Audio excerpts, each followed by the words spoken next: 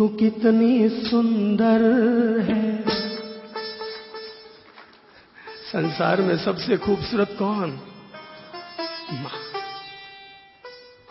तू कितनी सुंदर है, तू कितनी शीतल है, तू प्यारी प्यारी है। ओ मां, ओ मां, ओ मां, ओ मां। तू कितनी सुंदर है, तू कितनी शीतल है, तू प्यारी प्यारी है। ओ मां। मैं चाहूंगा हर आदमी गाए, जो भी अपनी मां की कोख से पैदा हुआ है गाए और अपनी मां तक ये स्वर पहुंचाए।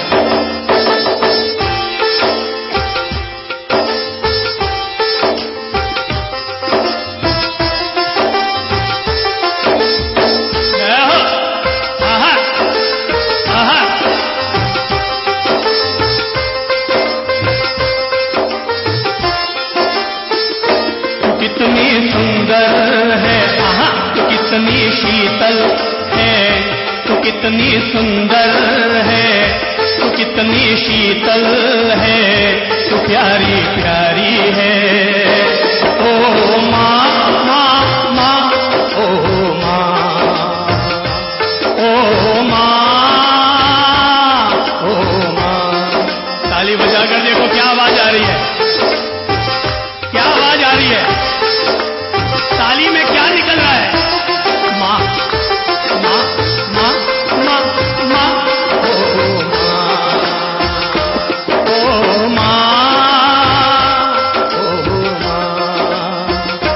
ये जो दुनिया है जीवन है कांटों का, ये जो दुनिया है जीवन है कांटों का, तू फुलवारी है।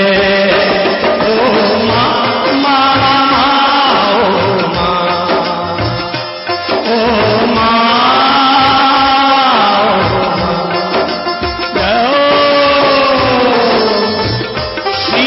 शरणम सद्गुरु शरणम, श्री मां शरणम। कर लो हाथ ऊपर और मां की भक्ति करो। सबसे बड़ी भक्ति नवरात्रा में दुर्गा की करते हो, लेकिन जिंदगी भर एक की भक्ति करो और वो है मां की भक्ति।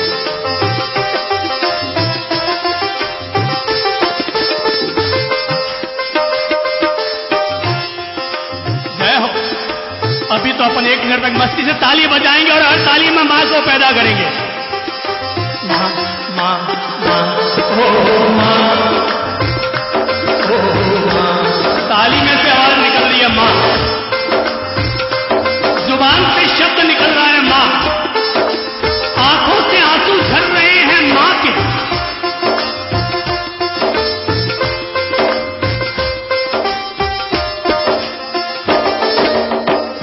दुखने लगी मां ये तेरी आंखियां, दुखने लगी मां ये तेरी आंखियां, मेरे लिए जगी है सारी। जय हो। कौन जगा था रात रात पर हमारे लिए? दुखने लगी मां ये तेरी आंखियां, दुखने लगी मां ये तेरी आंखियां, मेरे लिए जगी है सारी सारी सारी रतियां, मेरे लिए जगी है सारी सारी सारी रतियां। मेरी निंदिया है तेरी निंदिया है, मेरी निंदिया है तेरी निंदिया है। हाँ हाँ तू बलिहारी है। ओ मां, मां, ओ मां, ओ मां, ओ मां, मां, मां, ओ मां। श्री मां शरणम, श्री मां शरणम।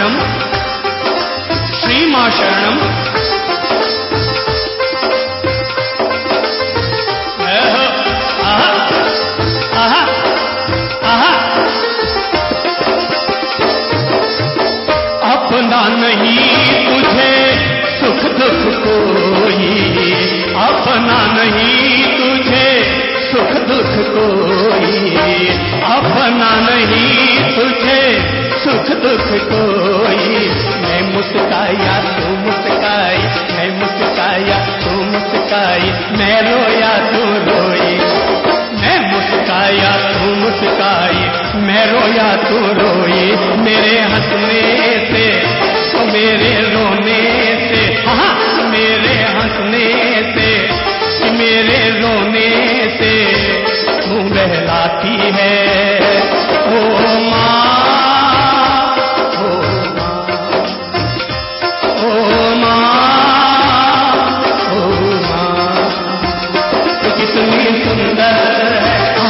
कितनी शीतल है तू,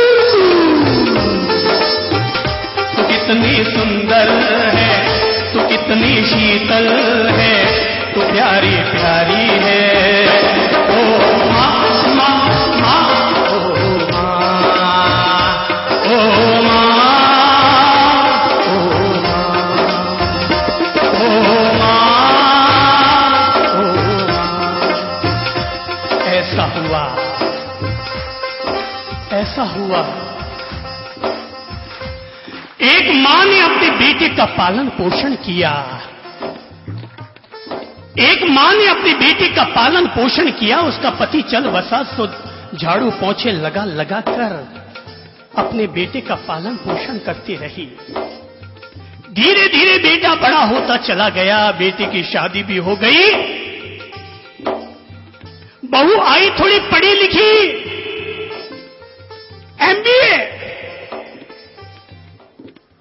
एमबीए करके आई थी। सो घर का काम कैसे करे? मां सारा घर का काम भी करती रहती, लेकिन धीरे धीरे मां का एक कूल्हा टूट गया तो 6 महीने के लिए बिस्तर पर चली गई। 6 महीने के लिए बिस्तर पर गई और बहू को सारी अक्ल आ गई कि सेवा कैसे की जाती है। उसने अपने पति को चढ़ाया, भड़काया। अगर नारी अपनी जिंदगी में एक पाप करना अगर बंद कर दे कि वो अपने पति को कभी भड़काएगी नहीं, तो बहू से बढ़िया कोई रतन नहीं होता। अगर नारी अपनी जिंदगी में एक पाप से अगर बच सके, बाकी पाप करना है तुम जानो, तुम्हारा काम है, लाओ। पर एक पाप से अगर बची रह सकती है तो एक पाप से बची रहे कि हमेशा कभी भी अपने पति को घर तोड़ने के लिए भड़काए नहीं। वो, अरे भाई, वो बहू बहू नहीं होती जो घर को तोड़ डाले। वो बहू घर की कुलंकिनी होती है, वो घर की कलंकिनी होती है जो घर को तोड़ डालती है। पर जो घर को जोड़े रखती है उसी का नाम कुलवधू हुआ करता है। ए मेरी बहनों, अगर आप चाहती हैं कि आप श्रवण कुमार की मां बने, अगर आप चाहती हैं कि आप श्रवण कुमार की मां बने, तो कृपा करके एक काम करना, अपने अपने पति को जरूर श्रवण कुमार बना देना।